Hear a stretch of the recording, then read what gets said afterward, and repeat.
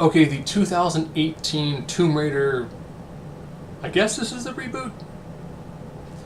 So, gone are the days of the Angelina Jolie Lara Croft. We now have a person who looks much more like someone who treasure hunts for a living. But she doesn't treasure hunt for a living. Well, not yet. This film, in a shade under 2 hours, spends about 20 minutes giving you the background of her character. And then you finally get the plot really starts moving in like at minute 20.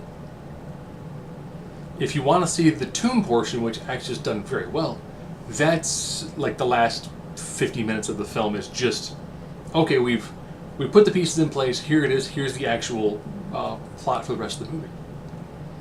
The tomb itself had some pretty interesting, unique traps to it. My only real complaint, this is probably a nitpicking one, is video games now have gotten to the point where they look incredibly realistic. Not quite perfectly real, but very, very realistic. So when you watch certain scenes in a movie that feel very much like what you've seen in a video game trailer, but they look better in the video game trailer, and when there are certain moments where they're running or they're trying to solve a puzzle or something's going on around them, and as they're doing things, in my mind I'm picturing like, oh, now it's the triangle button, well it's the X button, now it's square, it's circle, PlayStation did a lot of these, or now it's up, down, it's B, it's A, it's C, and it felt like a lot of those big moments felt like QuickTime events. The action sequences are done quite well. Like I said, now you've got the more she's more of an American ninja warrior, but she has some CrossFit experience. I like the fighting sequence early on in the film. I liked them showing her sparring because it's perfect foreshadowing for the end fight that she has. The villain felt like he needed more. What I really did not like is this film ends with the idea they're setting up a trilogy of films. This is part 1 of 3. And the last maybe like 5 minutes is when they set up like, oh, this is a trilogy or a trinity of films. And people love the Marvel Universe for doing this.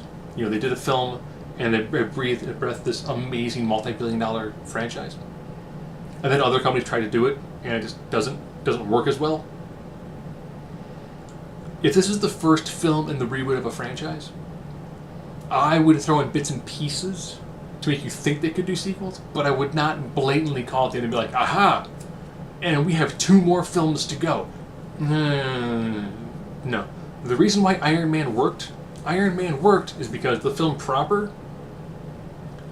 only has about 1 real moment in it that makes you think there's a sequel. And that is when Terrence Howard looks at the War Machine suit and goes, next time. And that was perfect. Where they do the universe building, post-credit sequence. If you want to do a film like this, and you want to do here's all else going on to it, if you have taken that last little sliver that got at the end of the film, which tells you, oh, there's sequels, put that in the middle of the credits, it flows so much easier. Because then if you're done, you're like, okay, you know what? I saw the film, I liked it, self-contained. I saw the film, liked it, oh, is there anything else? Something else. But this is a okay film. Action sequences are pretty good. It's very by the numbers. Some of the special effects get pretty bad for a large budget release film.